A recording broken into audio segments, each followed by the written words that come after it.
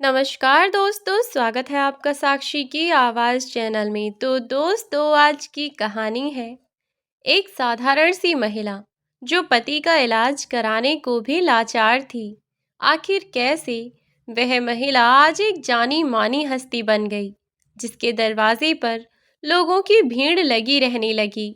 आखिर क्या हुआ ऐसा, आइए जानते हैं कि कैसे वह महिला इतनी ऊंचाइयों तक पहुंची।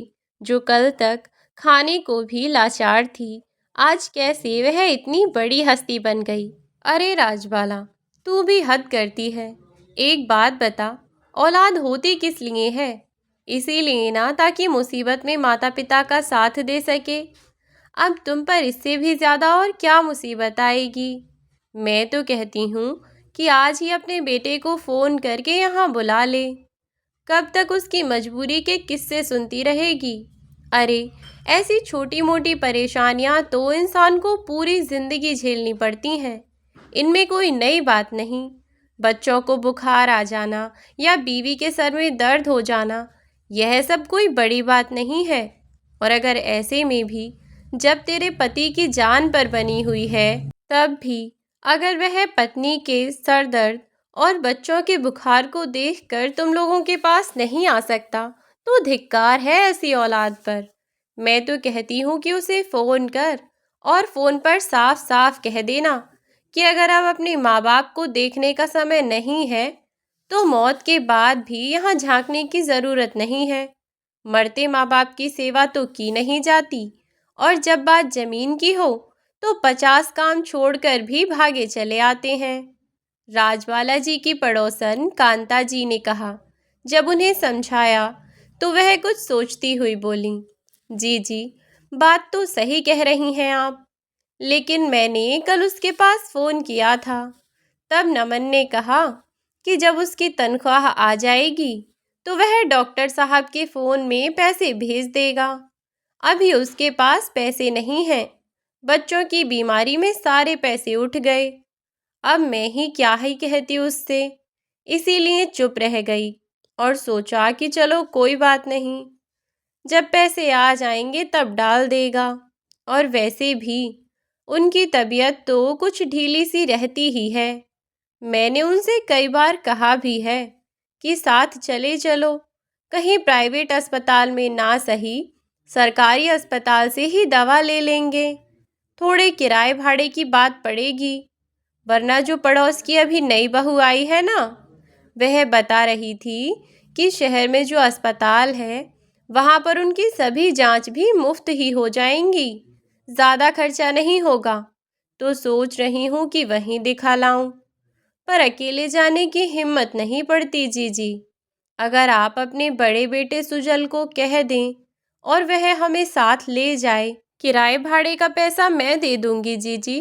राजबाला जी की बात सुनकर कुंती जी उनकी ओर देखती हुई बोली, अरे राजबाला, कैसी बात करती है, इसमें पूछने की क्या बात है। अगर बालक इतना भी काम ना आए तो वह किस काम का। तू बेशक इसे साथ लेकर इन्हें दिखा लाना, क्योंकि देवर जी की तबीयत कुछ ज़्यादा ही बेकार लग रही है। इसीलिए तो तुझे बार बार कह रही हूँ कि अपने बेटे को डांट फटकार कर ही सही, पर बुला ले। एक बार बेटा पास आ जाएगा तो क्या पता कुछ फ़ायदा लग जाए। कई बार इंसान को दवाई गोली से भी फ़ायदा नहीं लगता, पर अपने बच्चे आसपास हों तो वह फटाफट ठीक हो जाता है।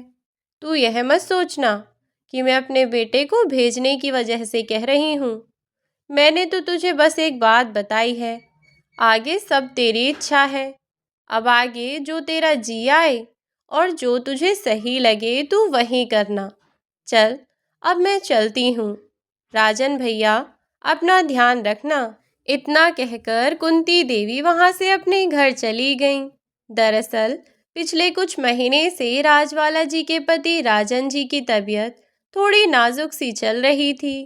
पहले तो उन्हें साधारण सा खांसी जुकाम ही लग रहा था, लेकिन फिर धीरे धीरे जब दवा खाने पर भी उन्हें ज़्यादा फायदा न लगा, तो उन्होंने डॉक्टर से बात की कि ऐसा क्यों, लगातार दवाई खाने पर भी उन्हें कोई फ़ायदा क्यों नहीं लग रहा।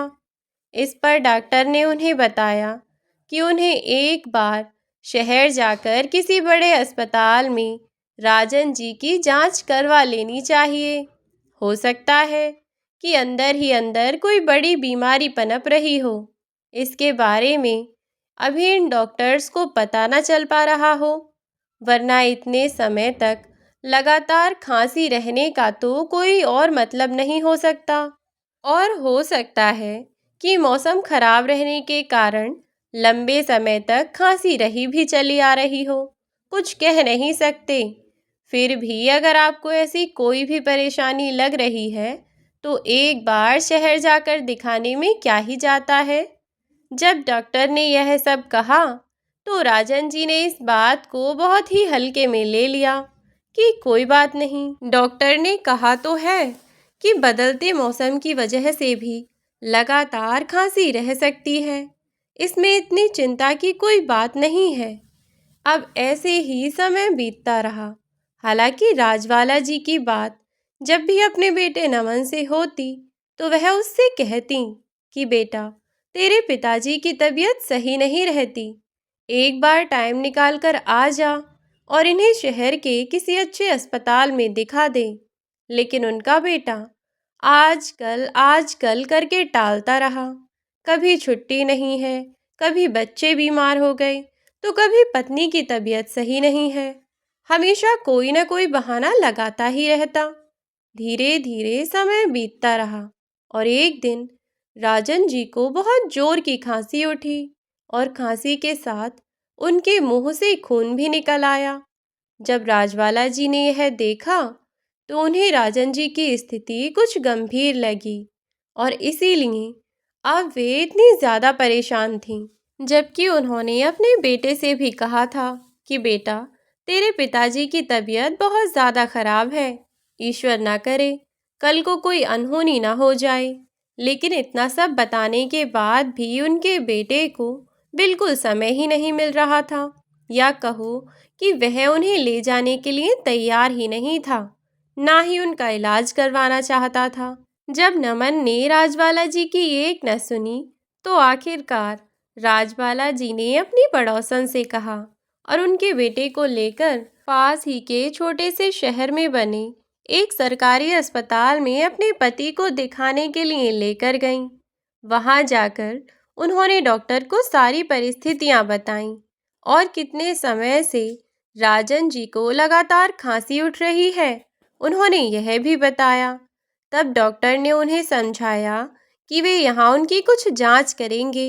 यदि उनमें कोई भी समस्या आती है तो फिर उन्हें अपना इलाज किसी अच्छे शहर में जाकर बड़े अस्पताल में करवाना होगा, वरना सरकारी अस्पताल में इतनी अच्छी सुविधा उपलब्ध नहीं है। तब राजवाला जी ने अपने पति के सभी चेकअप करवाए और अगले शनिवार दोबारा वहां रिपोर्ट लेने के लिए भी आईं। जब वे रिपोर्ट लेने आईं तब डॉक्टर ने उन्हें बताया कि राजन जी को एक बहुत ही गंभीर बीमारी हो सकती है, लेकिन उसकी संपूर्ण जांच करने के लिए उस अस्पताल में मशीनरी उपलब्ध नहीं थी। इसीलिए उन डॉक्टर ने उन्हें कहा कि उन्हें एक बार जाकर किसी बड़े अस्पताल में दिखाना चाहिए।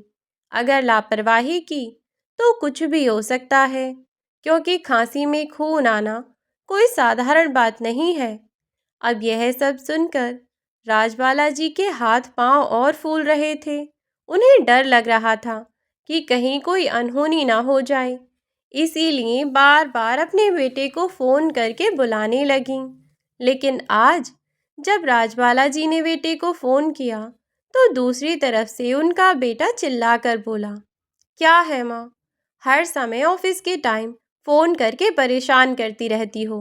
अब यहाँ ऑफिस का काम करूँ या तुम्हारे दुखड़े सुनता रहूं?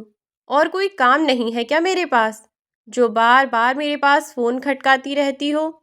अरे, आपको जो ठीक लगे आप वह कीजिए, बस मुझे बार बार फोन करके परेशान मत कीजिए। अगर ज्यादा ही चिंता हो रही है उनकी तो वह घर बेचकर उनका इलाज क्यों नहीं करवा देती? इस पर दबी सी आवाज में राजबाला जी बोली, यह तू क्या कह रहा है बेटा? हमारे पास पुरखों की विरासत के नाम पर बस यह घर ही तो है। अगर इसे भी हम बेच देंगे तो हमारे पास क्या रह जाएगा? वैसे भी पहले से ही हम हजार परेशानियों से जूझ रहे हैं। ऐसे में यह घर बेच देना मतलब अपने सर पर एक और मुसीबत खड़ी कर लेना। तू खुद ही तो बता, अगर हम घर बेच देंगे तो हम कहाँ रहेंगे? इस पर तेज आवाज में चिल्लाता हुआ नमन बोला, तो मैं क्या करूं? अब आपकी हर चीज को क्या मैं ही झेलता रहूं? आप लोग खुद कुछ भी नहीं कर सकते क्या? खामखा मेरे ऊपर इतना बोझ बढ़ा रखा है। इतना तो किसी के माँ बाप किसी बच्चे को परेशान नहीं करते होंगे जितना आप लोग हर समय मेरे सिर पर चढ़े रहते हो। अरे, इतनी सी बात समझ नहीं आती क्या?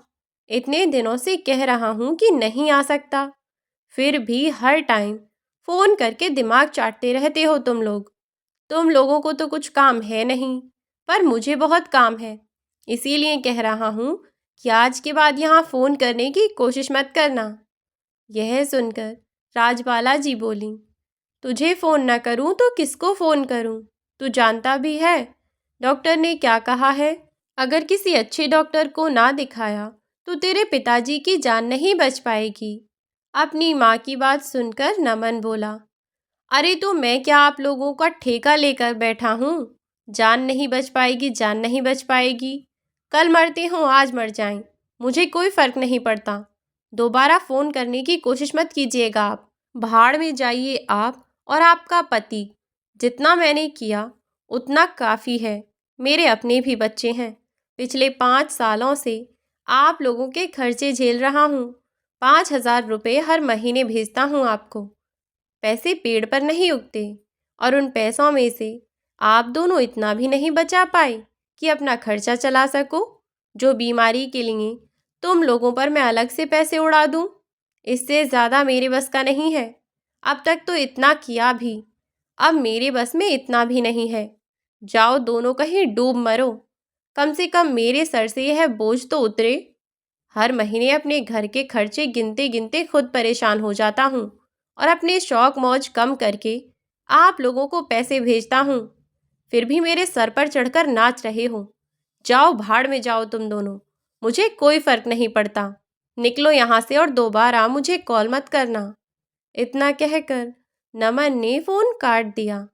नमन की बातें सुनकर राजबाला जी की आंखों से झरझर आंसू बहे जा रहे थे। आखिर एक औलाद अपने ही माता पिता से इस तरह कैसे बात कर सकती है? जिन माँ बाप ने आपका जीवन संवारने के लिए पूरी जिंदगी लगा दी, आज उन्हीं माँ बाप को उनके खाने पीने, उनके कुछ साल तक के खर्च उठाने पर भी तुम लोग एहसान जता रहे हो।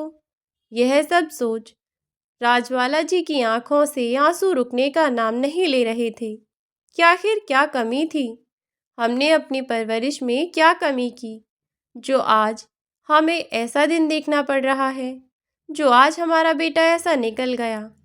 हमारे पास जो कुछ भी था वह तो हमने इसके नाम कर ही दिया ना। जब इस शहर में इसे घर खरीदना था, तब इसने जिद की कि वह खेत बेच दें, और हमने तब भी इसकी मर्जी के लिए, इसकी खुशी को देखते हुए इकलौता वह खेत भी बेच दिया जिसके सहारे हम पूरे साल भर का अनाज इकट्ठा किया करते थे। अब जब हमारे पास खेती बाड़ी कुछ न रही, तो हम इस उम्र में भला कहाँ कमाने जाएं? और इस उम्र में हमें काम देगा भी कौन? राजबाला जी लगातार बस रोए ही जा रही थीं। उन्हें परेशान देखकर कांता जी उनके पास आईं और बोली, अरे राजबाला, क्या हुआ? क्यों रोए जा रही है? बात तो बता कि आखिर हुआ क्या है? तब राजबाला जी ने उन्हें सारी बात बता दी कि आज कैसे उनके बेटे ने उनसे इतनी बदतमीजी से बात की और उसने उनसे क्या क्या कहा। उन्होंने सब कुछ उन्हें बता दिया। नमन की बातें सुनकर कांता जी मुंह पर हाथ रख गईं और कहने लगीं, क्या सचमुच तेरा बेटा तुझसे इस तरह बात कर रहा था? बेशर्म भूल गया क्या कि तुम दोनों ने क्या कुछ नहीं किया उसके लिए, उसकी खुशी के लिए?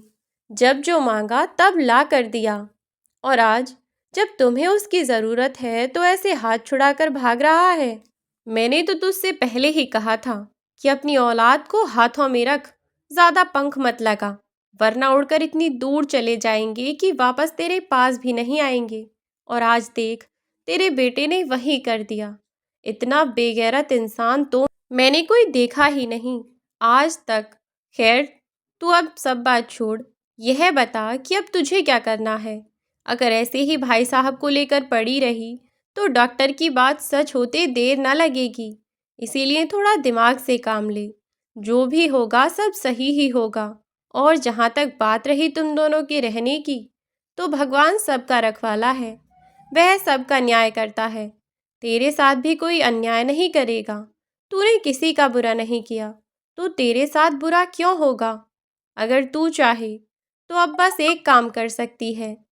तब आश्चर्य से राजबाला जी ने कांता जी की ओर देखा तो वह बोली, ऐसे क्या देख रही है। सचमुच तेरे पास अब एक रास्ता है अपने पति को बचाने का, अगर तुझे मेरी बात सही लगे तो। इस पर राजबाला जी कांता जी से बोली, जी, कैसे मैं अपने पति की जान बचा सकती हूँ, बताइए। इस पर कांता जी बोली, देख, पिछले काफ़ी समय से मेरा बेटा कुछ बिजनेस शुरू करने का सोच रहा है। अब बहुत दिनों से सोचने के बाद भी उसे कुछ समझ नहीं आ रहा था।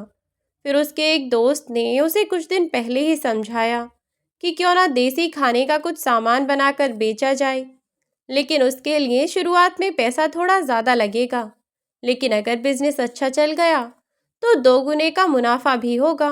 तब यह सब सुनकर राजबाला जी बोली, पर जी, इसमें मैं क्या कर सकती हूँ, और मेरे पति की जान बचाने का सुझाव बिजनेस खोलने से क्या संबंध है। इस पर कांता जी बोली, देख राजबाला, तेरा भी इकलौता बेटा है और मेरा भी। मेरा बेटा हमेशा मेरे बारे में सोचता रहता है और सच में वह मुझे एक बहुत अच्छी ज़िंदगी देना चाहता है। उसके सपने बहुत ऊंचे हैं। मुद्दे की बात यह है कि उसे पैसा लगाने के लिए भी किसी की ज़रूरत है, और काम के लिए उसके दिमाग में एक आइडिया आया है, लेकिन देवर जी बीमार थे, इसीलिए इतने समय से उसकी हिम्मत ना हुई कि तुझे कुछ कह सके। लेकिन अब जब तेरी सारी उम्मीदें खो चुकी हैं तो सोचा कि एक बार तुझे कह कर देखूं, अगर तुझे ठीक लगे तो तू यह काम कर सकती है। मेरे बेटे ने सोचा है कि वह अचार का बिजनेस शुरू करेगा। तेरे हाथ का अचार पूरे आसपास के मोहल्ले में सबको पसंद है। तेरे जैसा अचार तो कोई बना ही नहीं सकता। और फिर मेरे बेटे के पास जितना पैसा है वह सारा पैसा लगाने को राजी है, और अगर संभव हो सके तो थोड़ी बहुत तू उसकी मदद कर देना। लेकिन मैं इतने पैसे कहाँ से लाऊंगी जीजी। चौंकती हुई राजबाला जी ने कहा तो कांता जी बोली, देख राजबाला, अगर तेरा काम चला तो ऐसे 50 घर ले लेगी, लेकिन अगर तेरे पति को कुछ हो गया तो कुछ न रहेगा। बुरा मत मानना, थोड़ा ठंडे दिमाग से सोच कर देखना। मेरा मानना तो यही है कि तू यह घर बेच दे। फिलहाल रहने के लिए तू मेरे घर में ही किराए पर रह लेना। कुछ पैसों में अपने पति का इलाज करवा, बाकी के बचे पैसों में मेरे बेटे की कुछ मदद कर देना, और साथ ही अचार बना दिया करना। उसे बेचना कहाँ है, कैसे क्या करना है, सब काम मेरा बेटा देख लेगा, और फ़ोन से ही तेरा अचार बेचना शुरू कर देगा। मुनाफा जो भी होगा दोनों आधा आधा कर लेना। इस पर राजबाला जी चुप हो गईं और कुछ जवाब न दिया। तो कांता जी बोली, देख, मैं जानती हूँ यह एक बहुत बड़ा फैसला है, इतनी आसानी से तू फैसला नहीं ले सकती। इसीलिए एक काम कर, देवर जी से बात कर ले और फिर यह जैसा भी तुम्हें सही लगे वही फैसला ले लेना। और हाँ, अपने पति के बारे में सोच, अगर पति ही न रहा तो घर का क्या करेगी। घर भी तो इंसानों के होने से ही अच्छा लगता है ना। अगर तेरा पति सही रहा तो किराए के मकान में भी सुख से रहेगी, और अगर यहीं न रहे तो इस मकान के होते हुए भी तू अकेली ही रहेगी। ठीक है, मेरी बातों को सोचना ज़रूर। चल, मैं चलती हूँ। इतना कहकर कांता जी चली गईं, लेकिन राजबाला जी के दिमाग में उनकी यह सब बातें घूमने लगीं। और फिर कांता जी ने सही तो कहा था, अगर उनके पति को कुछ हो गया तो उनका कौन है इस दुनिया में। बेटे ने तो पहले ही कह दिया कि दोनों कहीं कुएं में डूब मरो, मुझे तुम दोनों से कोई मतलब नहीं। जब वह बेटा बीमारी में अपने पिता को देखने को तैयार नहीं है, वह भला अपने पिता की मौत के बाद माँ को क्या ही देखेगा। इसीलिए राजबाला जी ने पूरी रात बहुत सोच विचार करके सुबह होने तक फैसला ले ही लिया और खुद ही कांता जी के घर पहुंची और बोली, जी, आपका जो घर है हमें इसमें किराए पर रहने दोगी ना, वरना मैं अपने बीमार पति को लेकर कहाँ कहाँ भटकूंगी। तो कांता जी बोली, हाँ हाँ बिल्कुल, क्यों नहीं, तू बिल्कुल परेशान मत हो। दवाई गोली दिलाने के लिए मेरा सुजल तेरे साथ चला जाया करेगा। इससे राजबाला जी की और हिम्मत बंधी और उन्होंने अपना घर बेचने के लिए रजामंदी दे दी और कहा कि जी, आप खुद ही किसी से बात करके मेरा घर बिकवा दो। हालांकि राजन जी ने बहुत मना किया कि अगर कल को मैं न रहा तो मेरे मरने के बाद तुम कहाँ रहोगी, किसके घर पर दूसरों की ठोकरें खाती फिरोगी। लेकिन राजबाला जी ने जैसे तैसे करके उन्हें भी मना ही लिया और समझा दिया कि ईंटों से बनी हुई 4 दीवारें तो बस एक मकान की होती हैं, उसे घर बनाने के लिए इंसान की ज़रूरत होती है। अगर आप ही मेरे साथ ना रहे तो मैं इस मकान में क्या करूँगी। राजबाला जी ने उन्हें ऐसे समझाया कि वे ज़्यादा जिद भी ना कर सके और आखिरकार अब उन्होंने निश्चय कर लिया कि कांता जी ने उन्हें जो भी कहा है वह वैसा ही करेंगी। सबसे पहले घर बेचकर अपने पति का इलाज शुरू करवाएंगी और उनके इलाज के पैसे अलग रखेंगी। थोड़े बहुत पैसों से कांता जी के बेटे सुजल की मदद करेंगी और अचार बनाकर बेचना शुरू कर देंगी, जिससे होने वाला मुनाफा उनके खर्च पूरे करेगा।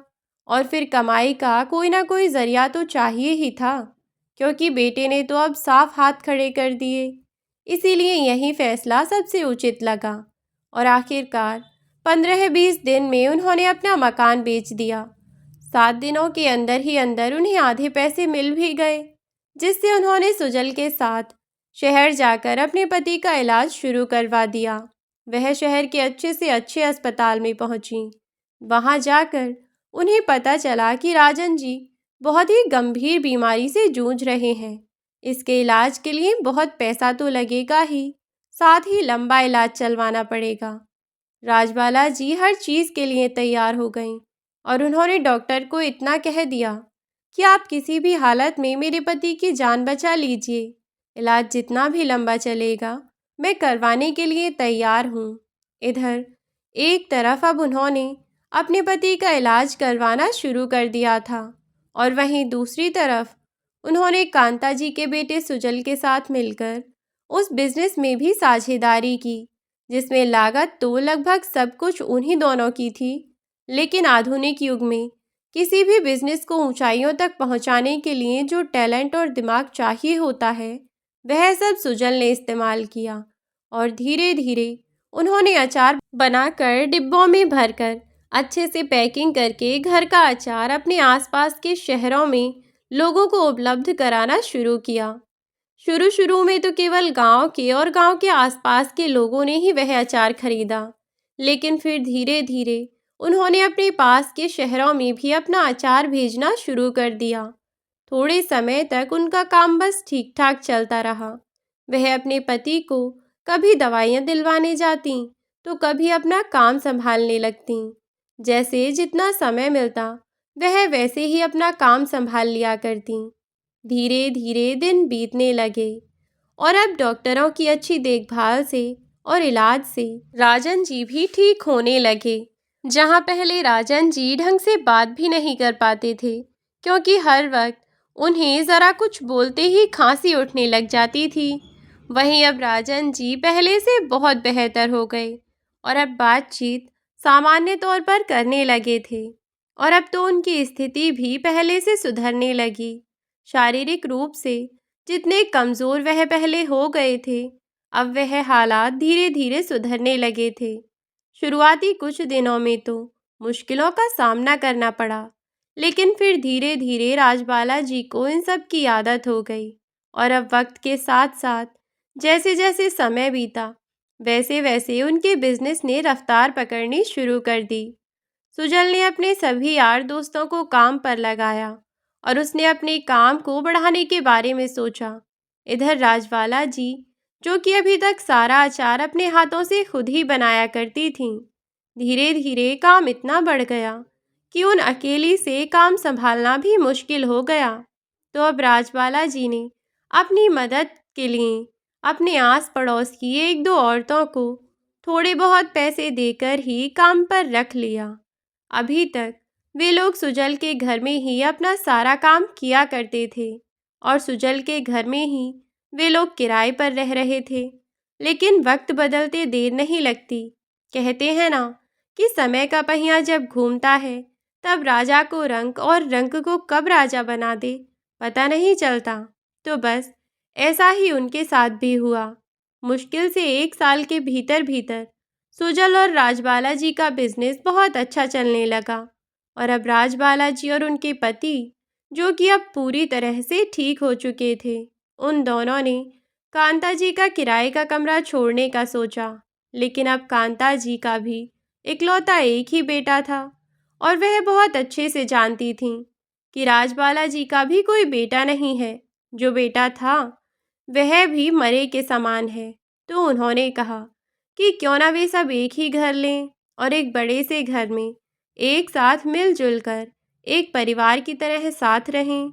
इस बात के लिए राजबाला जी भी जल्दी ही तैयार हो गईं, क्योंकि उनका भी कोई सहारा नहीं था और उनकी मुसीबत के समय में सुजल ने एक बेटे की तरह आगे बढ़कर उनकी मदद की और कहीं न कहीं आज उसकी बदौलत ही राजन जी सही सलामत उनके सामने खड़े हुए थे। इसीलिए उन्होंने सुजल को अपने बेटे की तरह मानकर ही इस बात के लिए हामी भर दी और अब उन सब ने एक बड़ा सा घर खरीद लिया और घर में जाकर रहने लगे। अब धीरे धीरे जैसे जैसे समय बढ़ रहा था, बिजनेस तो ऊंचाइयां छू ही रहा था। साथ ही उनके बिजनेस के चर्चे आसपास सब जगह हो रहे थे। अब कांता जी ने जब उन्हें बिजनेस का सुझाव दिया था, तभी उन्होंने यह निश्चय भी किया था कि वह अचार का नाम सुजल और राजबाला जी के नाम से ही संबंधित रखेंगे। तो उन्होंने अपने अचार का नाम सुबाला के नाम से रखा था और आसपास हर जगह बस इसी नाम की चर्चाएं चल रही थीं। कुछ लोगों ने बहुत ही कम समय में उभरते हुए बिजनेस को लेकर लोगों के सामने अपनी राय रखी और अब लोग जानना चाहते थे उन लोगों के बारे में जिन्होंने इतना अच्छा आइडिया सोचा और कम से कम दाम में अच्छे से अच्छी सुविधा उपलब्ध कराई। और इसीलिए तो अब राजबाला जी भी किसी सेलिब्रिटी से कम नहीं थीं। अब वे खुद अचार नहीं बनाती थीं। अब तो उन दोनों ने अपने पुराने घर को केवल काम के लिए ही इस्तेमाल करना शुरू कर दिया था। उनके पुराने घर में केवल अचार बनता और अब वे लोग नए घर में रहते थे, जहां काम करने के लिए उन्होंने और भी कई सारे लोग रखे हुए थे। सुजल ने अपने दोस्तों को भी अच्छी तनख्वाह में काम पर रख रखा था और आस पड़ोस की जो महिलाएं थीं, उन्हें भी वे घर से बैठे काम दे दिया करते थे। उन्होंने अपने साथ साथ अपने आसपास के लोगों के बारे में भी सोचा और उन्हें भी 2 पैसे का रोजगार दिया। समय बीतता रहा और उन्होंने अब अपने अचार पर अपना फोटो लगाकर बेचना शुरू कर दिया था कि एक दिन राजबाला जी की बहू अपनी सहेली के साथ बाजार गई और उसकी सहेली, जो कि घर का सामान लेकर आ रही थी, वह कनिका से कहने लगी, कनिका यार मुझे ना अभी बाजार में अचार की शॉप तक और जाना है, क्योंकि इन भैया के पास वह वाला अचार नहीं है जो मुझे चाहिए। इस पर कनिका बोली, क्या यार, अब अचार अचार में क्या डिफरेंस है? तू यहाँ से लेगी तो भी वहीं अचार मिलेगा और कहीं और से लेगी तो भी। प्राइस में ज़्यादा अंतर है क्या? 10-20 रुपए तो वहाँ तक जाने में भी लग जाएंगे। इस पर उसकी वह दोस्त बोली, अरे यार, मैं तो सवाला अचार वालों की बात कर रही हूँ। उनके जैसा अचार इस शहर में तो क्या, पूरे इंडिया में किसी और का नहीं होगा। अच्छे से अच्छी कंपनी को भी उन्होंने फेल कर रखा है। इस समय मैंने तो बहुत सुना था उस अचार के बारे में, तो पिछले महीने ही वही अचार लेकर मैं घर गई। तुझे पता है, पहले जब मैं अचार लेकर जाती थी तो बच्चे और मेरा हस्बैंड कोई भी अचार पसंद नहीं करते थे, क्योंकि उसमें नमक इतना तेज़ होता था। लेकिन अब तो बच्चों को पराठे के साथ अचार रख के दे देती हूँ तो बड़े शौक से खाते हैं। यहाँ तक कि मेरे हस्बैंड भी। सब्जी के साथ भी अचार चाहिए। अब तो पिछले महीने एक डब्बा लेकर गई थी और वह ख़त्म भी हो गया। और इस महीने भी मेरे घर वालों ने मुझे साफ साफ कहा है कि हमें वही वाला अचार चाहिए जो आप इस बार लेकर आई थी। अब बताओ, अगर मैं यह वाला अचार का डब्बा ना ले गई तो 4 महीने तक तो यह पूरा अचार का डब्बा ऐसे ही पुजा रहेगा। पहले तो बस मजबूरी में खाया करते थे, लेकिन अब शौक से खाते हैं। तो अपने बच्चों के लिए मैं वह चीज़ क्यों ना लेकर जाऊं जिसे वह शौक से खाएं। इस पर कनिका बोली, अच्छा जी, मैंने तो ऐसी किसी चीज़ के बारे में नहीं सुना।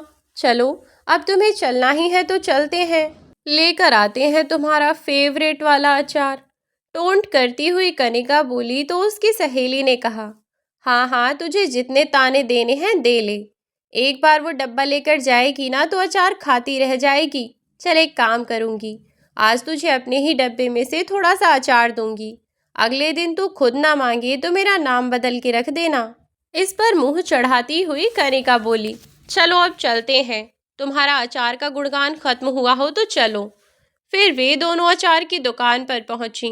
वह दुकान भी सुजल और राजबाला जी ने साथ में मिलकर खोली हुई थी, जिस पर उनके लड़के बैठे हुए थे। कनिका की सहेली ने वहां से अचार लिया और जल्दी ही लेकर जाने लगी। लेकिन कनिका ने उस दुकान पर लगा हुआ होर्डिंग बोर्ड देखा तो वह चौंकते हुए उस बोर्ड को देखती रही और बोली, यह यहाँ क्या कर रही है? इसका फोटो यहाँ कैसे आया? उसके मुंह से ऐसी बात सुनकर उसकी सहेली बोली, कौन और कैसे आया? क्या कह रही है तू? और किसके बारे में बात कर रही है? इस पर कनिका चौंकती हुई बोली, यार, यह फोटो में जो बुढ़िया है, यह कौन है? और यह लड़का? इस पर उसकी सहेली ने कहा, अरे यह वही बुढ़िया है जो अचार बनाती है और यह उसका बेटा है शायद। उनके हाथों का जादू इस समय सबके सर चढ़कर बोल रहा है, बहुत बढ़िया अचार बनाती हैं यह अम्मा। कुछ भी कहो, जादू है जादू उनके हाथों में। चलो अब चलते हैं यार, बहुत लेट हो रहा है। जैसे ही कनिका घर पहुंची तो वह अपने पति नमन को फोन करने लगी और बोली, नमन, तुम फटाफट अभी के अभी घर आ जाओ। जो भी काम कर रहे हो सब छोड़ छाड़ के घर आ जाओ। तुम्हें बहुत ज़रूरी बात बतानी है मुझे। यह सुनते ही नमन को लगा कि घर पर शायद कुछ इमरजेंसी हो गई है और इसीलिए नमन भी दौड़ा चला आया। लेकिन उसने जब घर आकर देखा तो पाया कि घर पर सब कुछ नॉर्मल है। यहाँ तक कि उसकी पत्नी और उसके बच्चे, सब कुछ ठीक था। बच्चे आराम से खेल रहे थे और वह भी बिल्कुल नॉर्मल थी, ठीक ठाक थी, बस थोड़ी सी घबराई हुई थी। अंदर आता हुआ नमन बोला, क्या हुआ कनिका, तुमने इतनी जल्दी जल्दी मुझे घर बुलाया?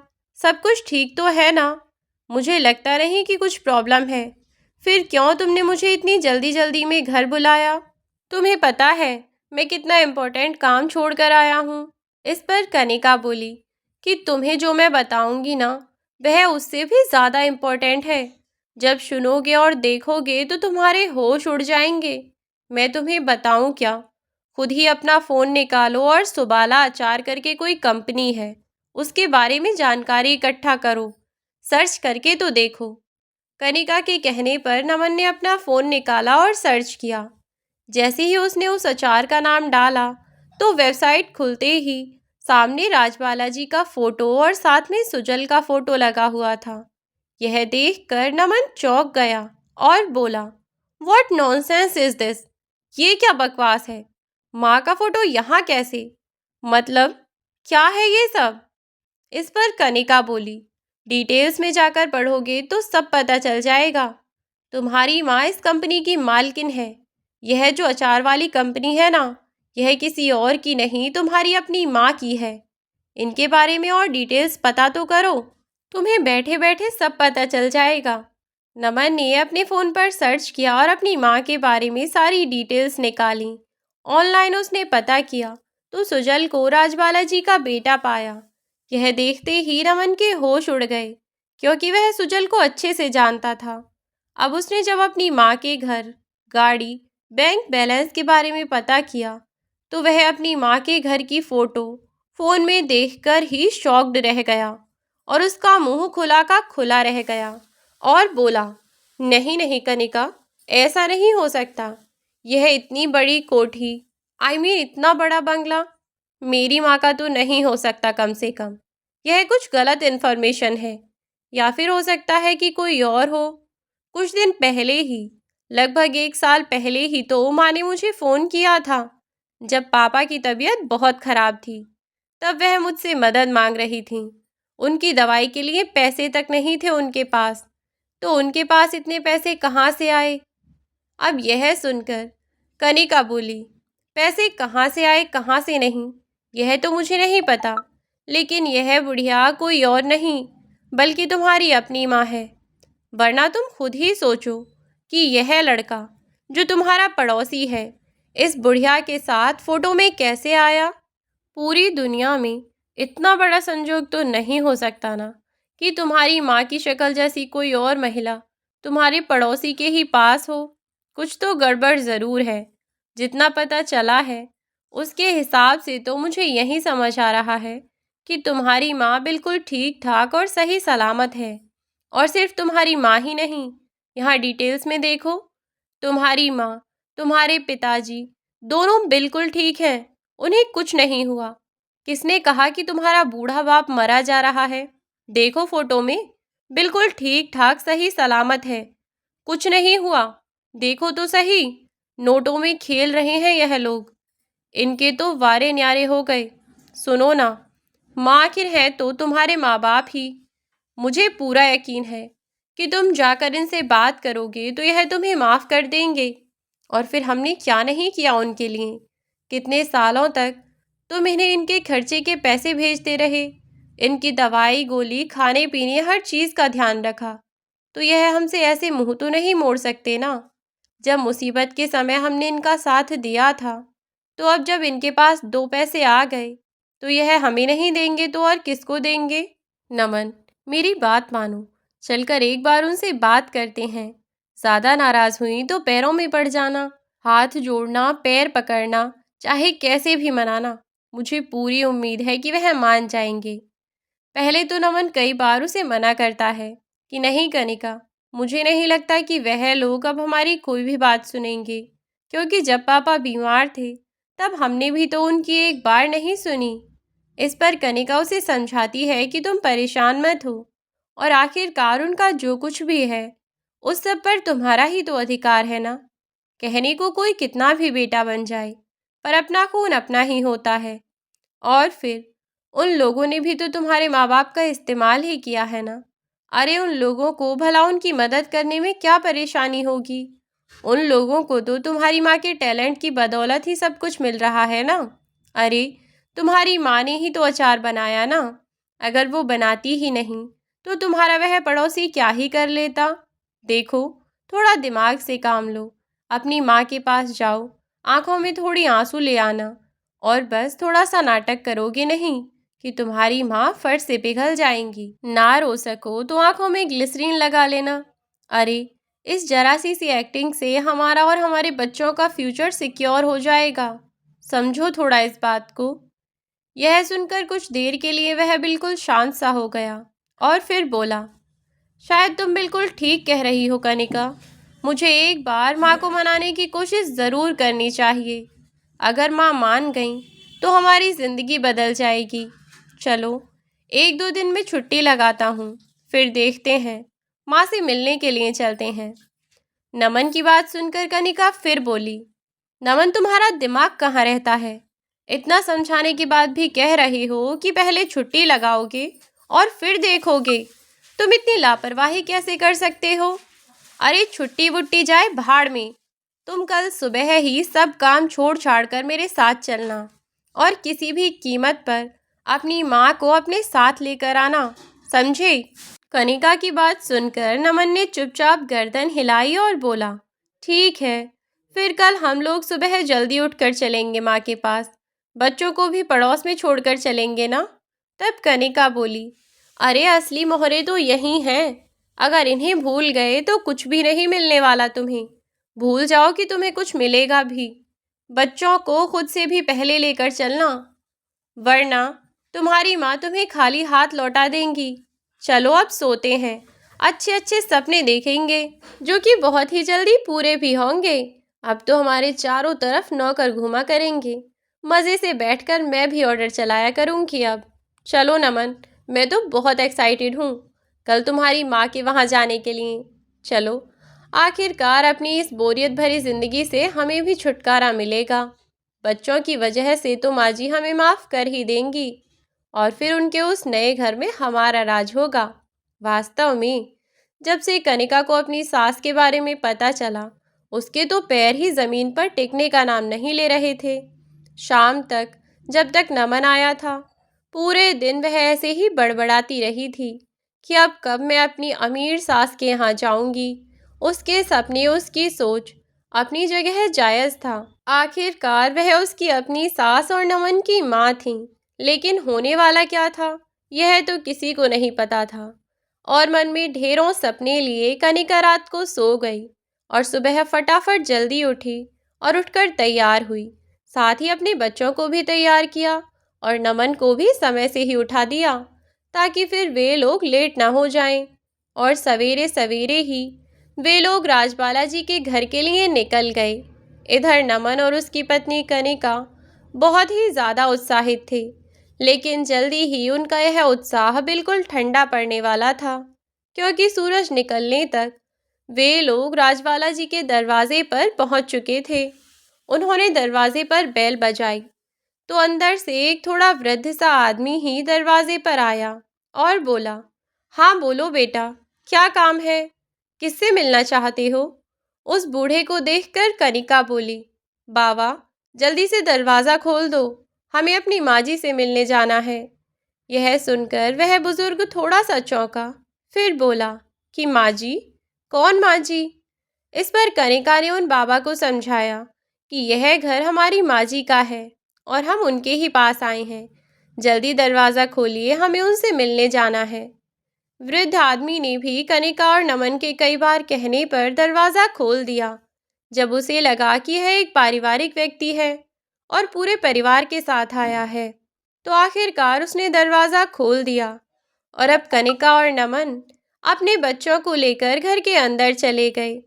बगीचे में लगे खूबसूरत फूलों को देख देख कर आसपास का इतना सुहाना और इतना प्यारा माहौल, साथ ही वह इतना बड़ा और खूबसूरत बंगला जिसे कल तक वे दोनों फोटो में ही निहार रहे थे, अब जब उसे सामने से देखा तो दोनों की आंखें बंद होने का नाम ही नहीं ले रही थीं। वे लोग एकटक बंगले को निहारने लगे।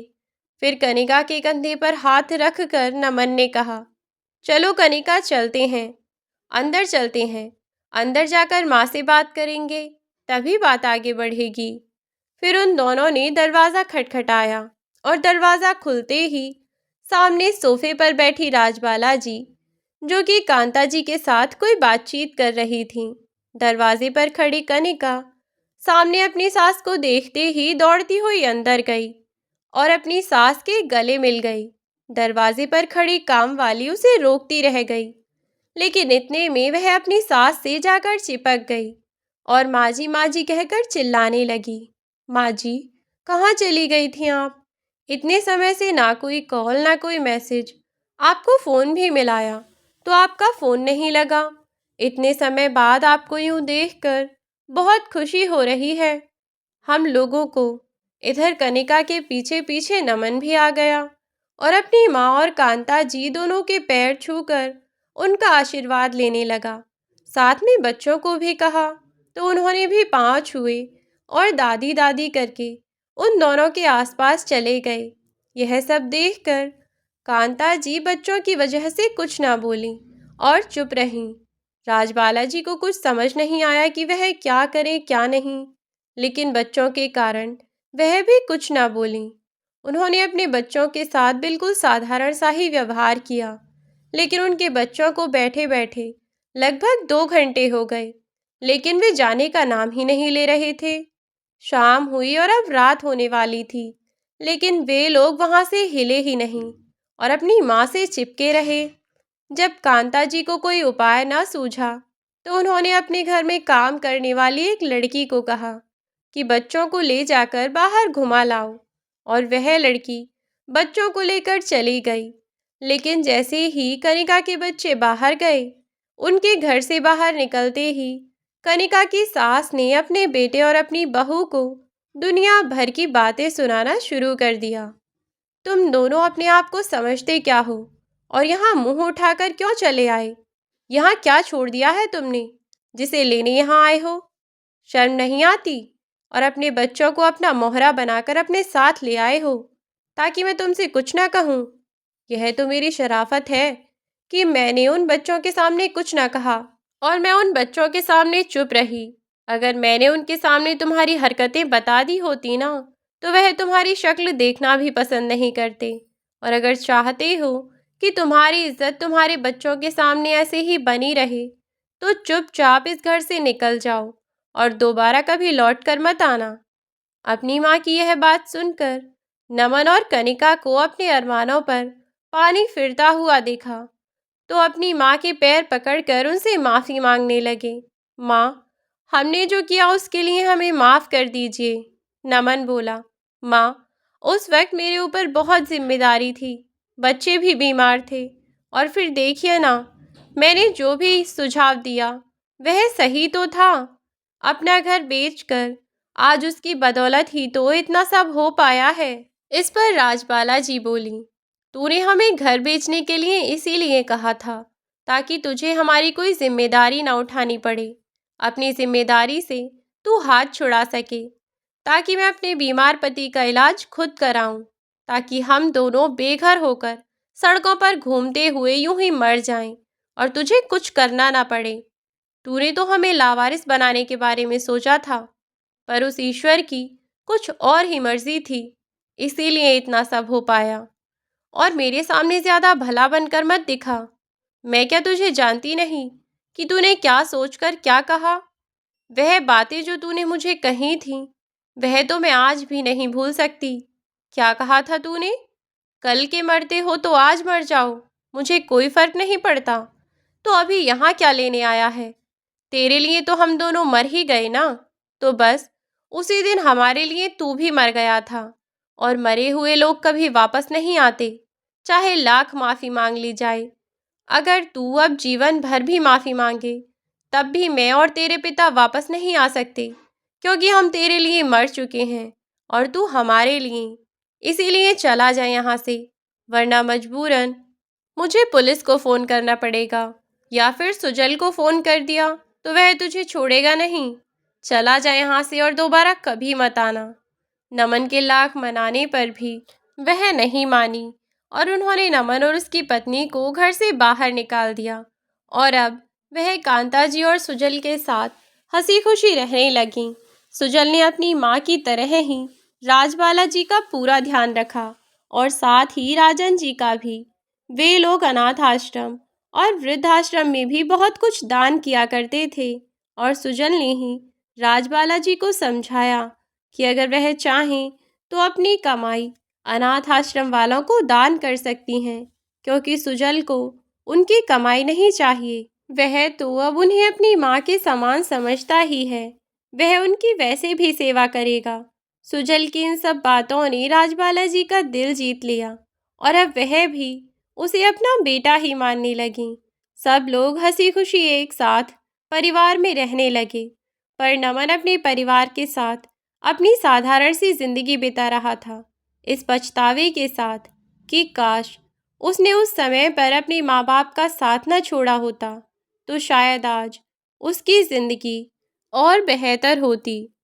तो दोस्तों, यह थी हमारी आज की कहानी। आज की कहानी आपको कैसी लगी हमें कमेंट बॉक्स में कमेंट करके ज़रूर बताएं। यदि वीडियो आपको अच्छी लगी हो तो वीडियो को लाइक करके शेयर कर दें। चैनल पर यदि नए हो तो चैनल को सब्सक्राइब करना बिल्कुल ना भूलें।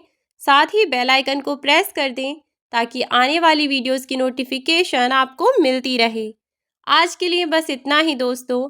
अंत तक बने रहने के लिए धन्यवाद। अब मिलती हूँ आपसे एक नई वीडियो में एक नई कहानी के साथ। तब तक के लिए बाय बाय मेरे प्यारे दोस्तों। अपना ख्याल रखें और सुरक्षित रहें। मेरे चैनल से जुड़े रहें और अपना प्यार और सपोर्ट ऐसे ही बनाए रखें।